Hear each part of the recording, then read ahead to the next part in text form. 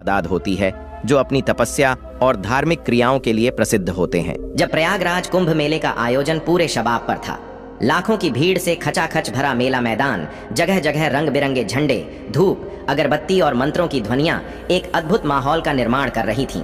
दूर दूर से आए साधु संत, श्रद्धालु और साधारण लोग आस्था के प्रतीक गंगा में डुबकी लगाकर अपने पापों से मुक्ति पाने के लिए उमड़े थे। गंगा किनारे चारों ओर सजे हुए तंबू, साधुओं की तपस्या और भजन कीर्तन की गूंज के बीच यह मेला किसी दैवीय आयोजन की तरह प्रतीत हो रहा था। इसी माहौल के बीच मौलाना सईद की प्रविष्टि होती है। मौलाना सईद एक शिक्षित और खुले विचारों वाले मुसलमान मौलाना थे जो धार्मिक सीमाओं से परे सोचते थे।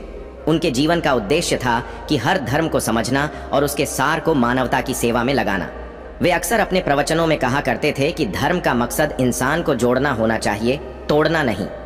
एक दिन मौलाना सईद के पास उनके एक हिंदू मित्र आए और उनसे कुंभ मेले के बारे में चर्चा करने लगे। उस मित्र ने गंगा की महिमा का वर्णन करते हुए कहा, गंगा सिर्फ एक नदी नहीं है, यह हिंदू धर्म का प्रतीक है। इसकी हर बूंद में पवित्रता है। इस बात ने मौलाना सईद के दिल में गहरा असर डाला। उन्होंने सोचा, क्या गंगा सच में सिर्फ हिंदुओं के लिए है? अगर यह सचमुच इतनी पवित्र है तो क्या एक मुसलमान इसमें स्नान नहीं कर सकता? इस सवाल ने उनके दिल में एक हलचल पैदा कर दी और उन्होंने कुंभ मेले में जाकर गंगा स्नान करने का निर्णय लिया। उनके मित्र ने उन्हें सावधान किया, कुंभ हिंदू धर्म का आयोजन है, लोग इस पर अलग अलग प्रतिक्रियाएं दे सकते हैं, तुम्हारे वहां जाने से विवाद हो सकता है। लेकिन मौलाना सईद ने मुस्कुराते हुए कहा, गंगा किसी एक धर्म की संपत्ति नहीं हो सकती, यह तो प्रकृति की देन है जो हर इंसान के लिए है। कुछ दिन बाद मौलाना सईद अपने सफेद कुर्ते पायजामे और सिर पर सफेद टोपी पहनकर प्रयागराज के कुंभ मेले के लिए रवाना हो गए। उन्होंने अपने सफर की शुरुआत एक नेक इरादे से की, धार्मिक एकता का संदेश फैलाना। जैसे ही वे कुंभ मेले में पहुंचे, वहां का दृश्य उनके दिल को छू गया। गंगा के किनारे अनगिनत लोग अपनी आस्था के साथ स्नान कर रहे थे। कुछ लोग साधुओं से आशीर्वाद ले रहे थे तो कुछ ध्यान और पूजा में लीन थे। मौलाना सईद भी धीरे धीरे गंगा के घाट की ओर बढ़े।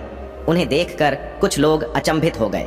उनके परिधान और हाव भाव से साफ था कि वे हिंदू नहीं थे।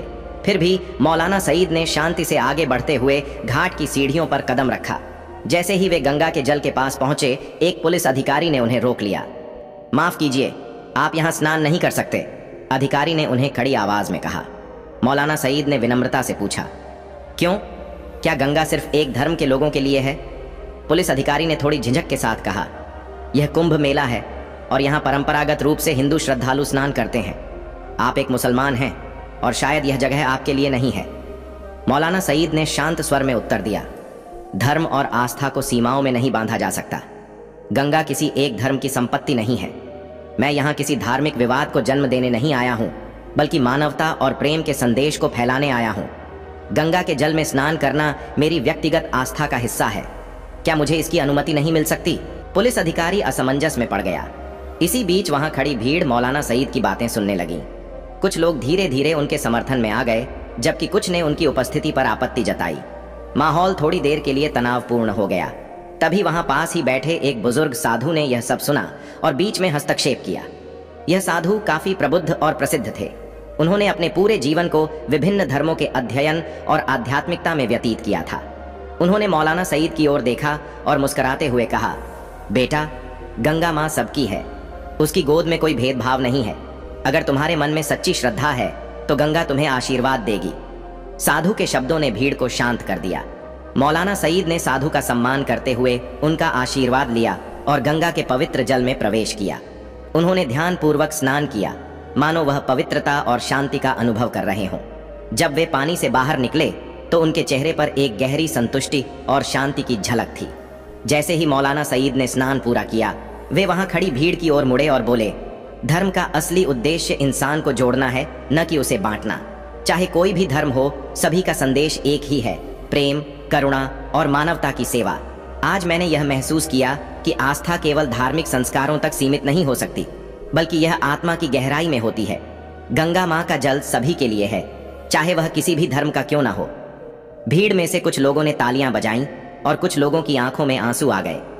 मौलाना सईद की इस साधारण परंतु शक्तिशाली क्रिया ने वहां मौजूद हर व्यक्ति के दिल को छू लिया। यह घटना धीरे धीरे पूरे कुंभ मेले में फैल गई और अगले दिन अखबारों की हेडलाइंस में थी, मुसलमान मौलाना का गंगा स्नान, धर्म की सीमाओं को तोड़ने का संदेश। ये घटना हर जगह चर्चा का विषय बन गई। सोशल मीडिया पर इस घटना के वीडियो वायरल हो गए और लोगों ने इसे धार्मिक एकता और सद्भाव का प्रतीक माना। मौलाना सईद के इस कदम ने कई लोगों को यह सोचने पर मजबूर किया कि धर्म केवल एक आस्था का माध्यम है, न कि विभाजन का कारण। इस घटना से प्रेरित होकर कई अन्य धर्मों के लोग भी कुंभ मेले में शामिल होने लगे। मौलाना सईद ने दुनिया को एक महत्वपूर्ण संदेश दिया। धर्म की असली ताकत इंसानों के दिलों में होती है और उसे सीमाओं में बांधना सही नहीं है। कुंभ मेले का वह दिन इतिहास के पन्नों में दर्ज हो गया।